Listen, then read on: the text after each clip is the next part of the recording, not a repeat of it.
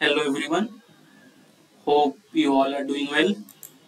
So, today we are going to do the next question of our agriculture optional answer writing series.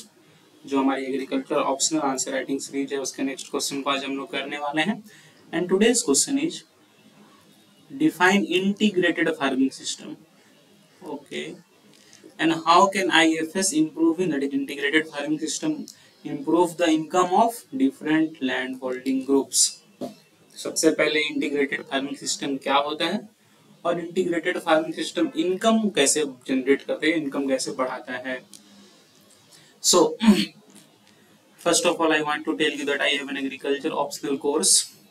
अगर आप इस channel के playlist section पे जाओ, when you go to the playlist section of this channel you will find two playlists: agriculture optional paper 1 and agriculture optional paper 2.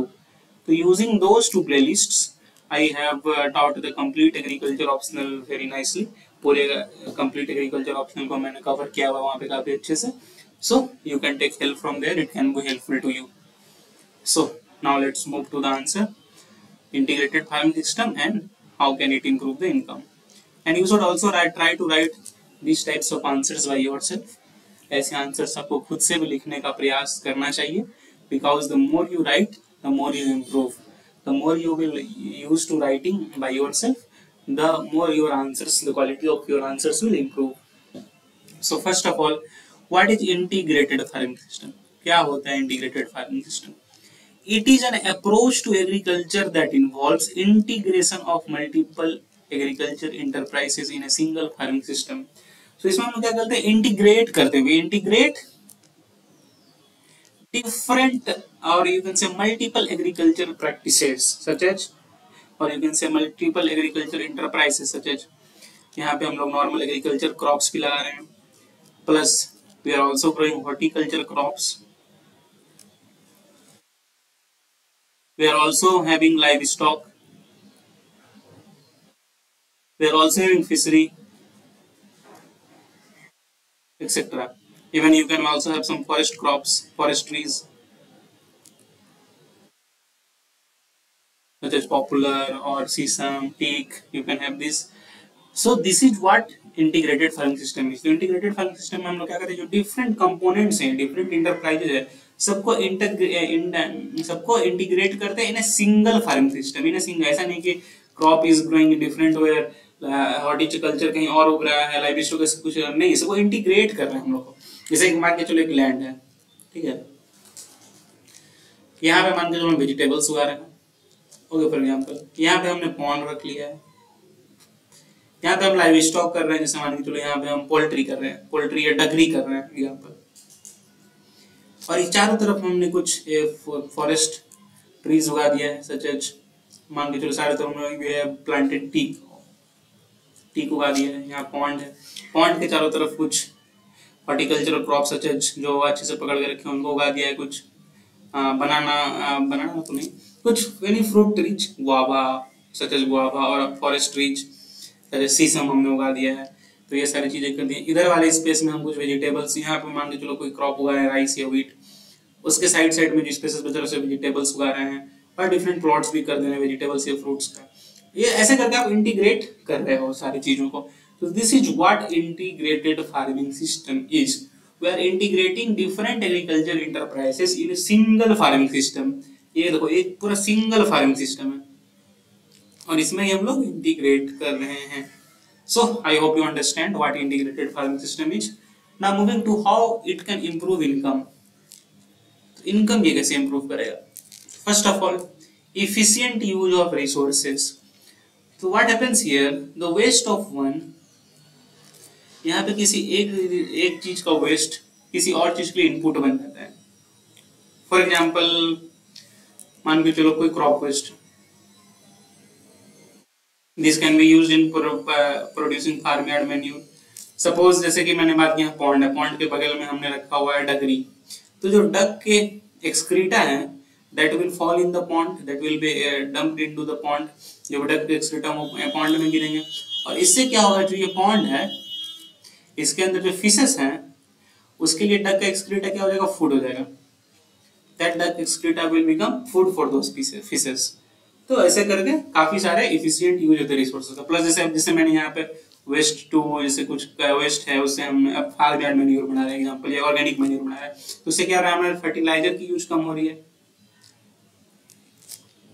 तो जो हमें fertiliser खरीदने में कभी कॉस्ट लगता है, the cost we use to use in purchasing that fertilizer, अब वो तो बच रहा है हमारा, वो कॉस्ट भी बच रहा है, वहां पे हमारा खर्चा नहीं हो रहा है, फर्टिलाइजर नहीं खरीदना हो रहा है। तो इस तरह से रिसोर्स का एफिशिएंट यूज से भी ये हमारे पैसे को बचाता है और इनकम जनरेट करता है। प्लस अब जैसे देख रहे हैं फर्टिलाइजर का कम यूज है, जो हमारा पैसा तो बच रहा है, plus it is all good for the environment also, so it is also enhancing environment. Secondly, diversification that is कि काफी सारी चीजें यहाँ, एग्रीकल्चर क्रॉप्स भी हैं, हॉर्टिकल्चर क्रॉप्स भी हैं, लाइव स्टॉक भी हैं, so they are different enterprises।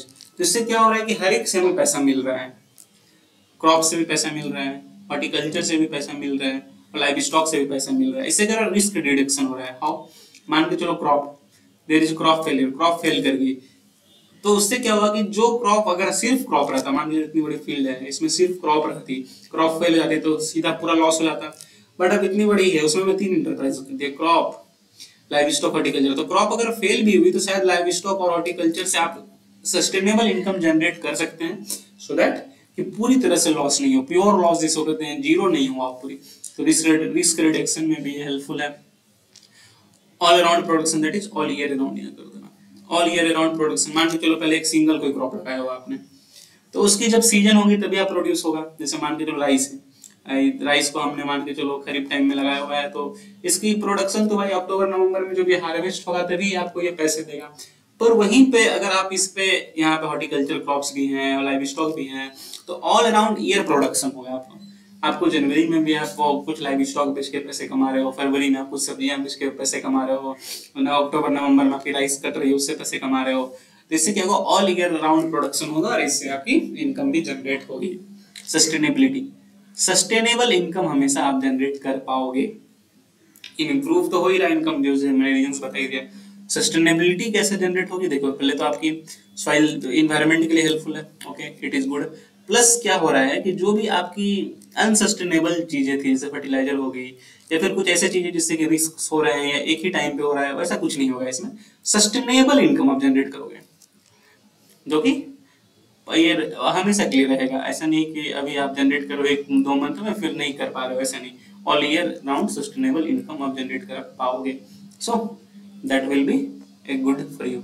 तो ये सारे कुछ चीजें हैं जिससे क्या इनकम जो है इम्प्रूव हो सकती है थ्रू इंटीग्रेटेड फार्मिंग सिस्टम्स। कुछ अदर बेनिफिट्स भी मैं यहाँ बता देता हूँ, आप इसको चाहो तो इनकम वाले में भी इनकॉर्पोरेट कर सकते हैं। जैसे कि एम्प्लॉयमेंट अपॉर्चुनिटीज, ये एम्प्लॉयमेंट अपॉर्चुनिटीज भी प्रोवाइड करता है। जैसे मान के चलो कि आपने लाइव स्टॉक कर लिया, तो लाइव स्टॉक के लिए तो कोई तो आपको बुचर चाहिए होगा। जैसे आपने मान के चलो यहाँ पे चिकन, पोल्ट्री कर लिया, तो आपके लिए पोल्ट्री बेचने के लिए कोई शॉप तो चाहिए होगा, उसको इनकम जनरेट हुई। प्लस जो भी है एक प्रोडक्शन वगैरह के बाद जो उसकी पैकेजिंग वगैरह होती है उसके लिए किसी की इनकम उस पर डिपेंडेंट हो जाएंगे, कुछ लोग उसके शॉप्स खोलेंगे, तो एम्प्लॉयमेंट अपॉर्चुनिटीज बढ़ेंगी। न्यूट्रिशनल सिक्योरिटी, एक तरह के आपको, जैसे यहाँ पे बात की प्रोटीन की हमने, तो आपको लाइव स्टॉक से मिल्क मिल रहा है, मीट मिल रहा है, पोल्ट्री वगैरह से फिशेस मिल रहे हैं, इससे प्रोटीन मिल रहा है आपको, फिर सेरेल्स से आपको नॉर्मल क्रॉप्स मिल रहे हैं, पल्सेस मिल रहे हैं, तो ऐसे करके फ्रूट्स वेजिटेबल्स मिल रहे हैं, हॉर्टिकल्चर क्रॉप्स। तो न्यूट्रिशन भी एक फार्मर का ही अच्छा हुआ, न्यूट्रिशनल सिक्योरिटी होगी। बायोडाइवर्सिटी कंजर्वेशन, जो हमने कहते हैं डाइवर्स क्रॉप्स लगाएंगे तो बायोडाइवर्सिटी तो कंजर्व होगी। न्यूट्रिएंट रिसाइकलिंग में काफी हेल्पफुल रहता है ये, क्योंकि एक जगह एक ही क्रॉप आप बार बार नहीं लगा रहा तो माइनिंग नहीं हो रही न्यूट्रिएंट्स का, अलग अलग चीज से रिसाइकल हो रहा है। जैसे यहाँ पे आपने पेड़ लगाए हुए हैं तो पेड़ की जो गिर रही है लीव्स वगैरह, उससे आपका ये हो रहा है ऑर्गेनिक मैटर उस फील्ड में बन रहा है। प्लस जो एनिमल्स का एक्सक्रीट है that can be used in farm manure because they are very high in nitrogen, so that can be helpful. Climate resilience, जैसे सस्टेनेबिलिटी का, फर्टिलाइजर का कम यूज हो रहा है, तो और प्लस इसमें जो हमारा मीथेन प्रोडक्शन है ओवरऑल कन्वेंशनल एग्रीकल्चर से कम होता है, तो क्लाइमेट रेजिलियंस है। सॉइल क्वालिटी इनरिचमेंट, सॉइल पर इतना प्रेशर नहीं रहता है, तो दीज आर अदर बेनिफिट्स। और इसको भी चाहो तो आप इनकम वाले में अपने वे में लिख करके इनकॉर्पोरेट कर सकते हो, मैंने बस बताने के लिए यहाँ पे बोल दिया है। सो that is all for today, I hope आप सबको समझ में आई होगी चीजें। और एक चीज मैं यहाँ बताना चाह रहा हूँ कि मेंबर्स, मेरे चैनल पे पहली बार जो यूट्यूब प्रोग्राम है वो स्टार्ट हो चुका है, तो अभी फिलहाल के लिए मेंबरशिप और सुपर चैट्स या सुपर स्टिकर्स आप जो भी बोलो वो एक्टिव हो चुके हैं। तो जो लोग भी मुझे इकोनॉमिकली मदद करना चाहते हैं वो या तो मेंबरशिप परचेज कर सकते हैं, और इसमें आई थिंक 29 से स्टार्ट होगा मेंबरशिप्स। तो जो भी है ऐसा जो जबरदस्ती नहीं है करना है। If you want to help me economically you can do it. Super chats भी आप लोग कर सकते हो if you want to help me. So that is all for today. I hope you understand. ये मैंने बस बताने के लिए आपको बता दिया है। आई होप आपको पूरी चीज़ें समझ में आ गई होगी। Please do like, please do share, please do subscribe. It takes a very lot of hard work to bring such content to you on your regular basis, although it is helpful to you. So please do like, please do share, please do subscribe. It motivates us to make more such videos for you on a regular basis. So that is all for today. Have a nice day. Thank you.